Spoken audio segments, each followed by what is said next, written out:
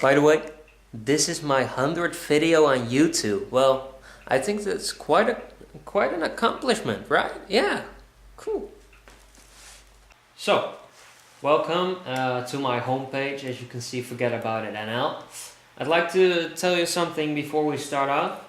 That is, please take a look at the draw list before you post your request, because, for example, the P90, the M95 Beret, the MP40, etc., they have been requested a lot of times, but they were always on the list. So please take a look at the list before you post a request. Thank you. So, MS Paint. Well, first of all, I know everybody has it. Let's go to the start. Okay, so here we've got Paint. Well, the things I use most are the paint bucket. I use the line drawers like this, and I use the curves. You just click it around, drag a line, and then you can curve the line. You can click it up to 2 times, and then when you click again, you will start a new line. So that's kind of crappy, but hey. Sometimes I use the circle tool. Could be quite useful too, and then you can fill it up, for example, with yellow. I don't know, but just play with it for a while.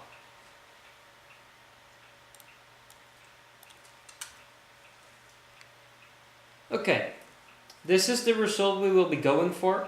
I drawn this according to a picture I found on Google. As you can see, it's quite detailed in colors, and from a distance it looks really good. Well, first things first, I want to tell you something about the file extensions, because you can click on File, Save As, and as you can see, here it says .png. Most of the times it just saves at .jpeg. Well, why do you have to change it to .png? Well, when you save it as .png, you can modify it better than a JPEG, because with a JPEG the picture gets blended in some kind of weird way, but this time the PNG makes it better for editing, because else I couldn't do this when I reopen it, that it gets a perfect line around the gun.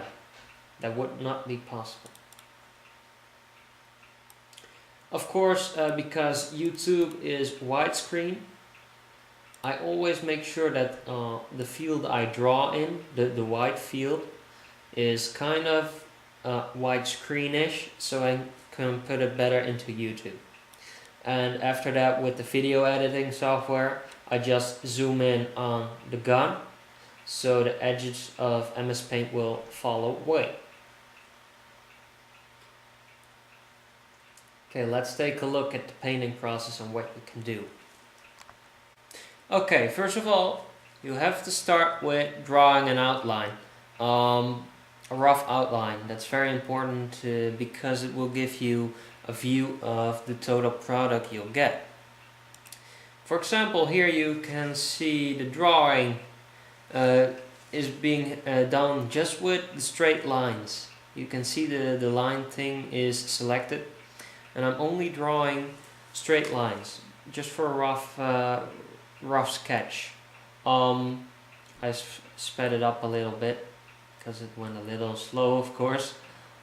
When you've done that, you can head over to the more detailed sketching. As you can see, I use the curves now to make some points in the drawing more round. It could take up to quite a while to get this right. By the way, the blue circle that's following the mouse is just to point out where the mouse is. As you can see, there's being a lot of erased bits and still a lot of lines and curves being used. Nothing more than just lines and curves.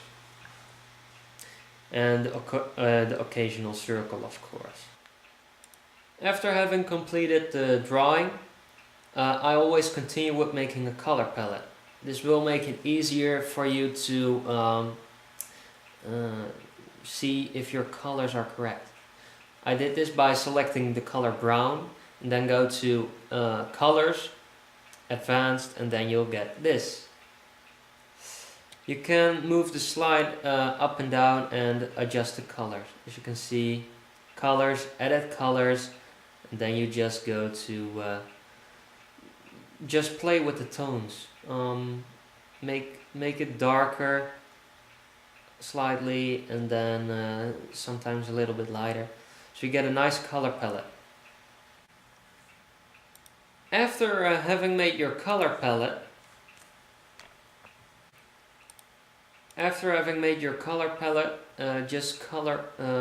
just use the most bright color there that you're going to use, and fill up all the areas you need to adjust shadows to. And then just go color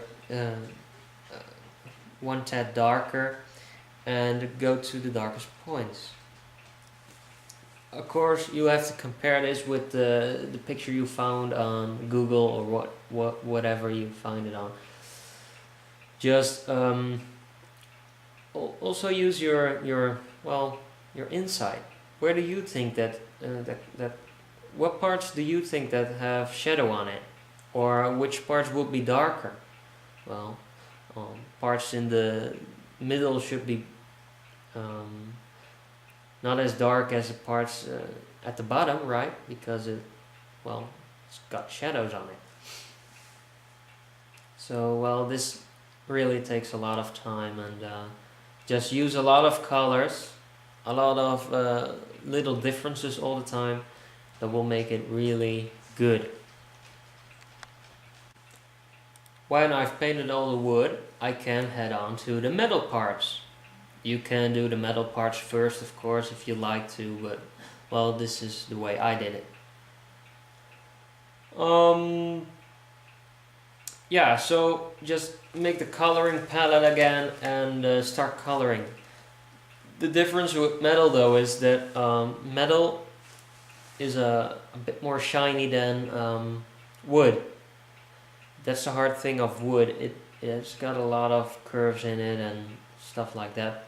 But metal is more straight, so you can draw straight lines and color those.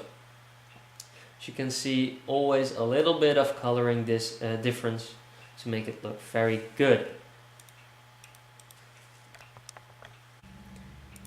Okay, here you can see a great example of using a lot of colors to get a nice effect. You start with a dark one, as you can see. Then you go a color lighter. You fill it against the edge of the one above. Another lighter, and that way you get a great effect of shadows. I hope you've learned something from this tutorial. Try making something. Just use Google to find a picture of a gun or anything else and start drawing. You can post it as a video response here if you like. And good luck with it. There's just one more thing I would like to add to that note. That's the recording software I use. It's Camtasia Studio. You can look for it on Google, of course. There's just a little problem, and that's you got about a short time to record. But when you go premium, that means when you buy the real software for it, you get unlimited time to record. But there are a lot of people who don't pay for that, but they search the internet for other solutions to get that removed. I don't know how to do it, of course. I'm an innocent person, a loyal civilian, and just Google for it and Camtasia Studio. Yeah.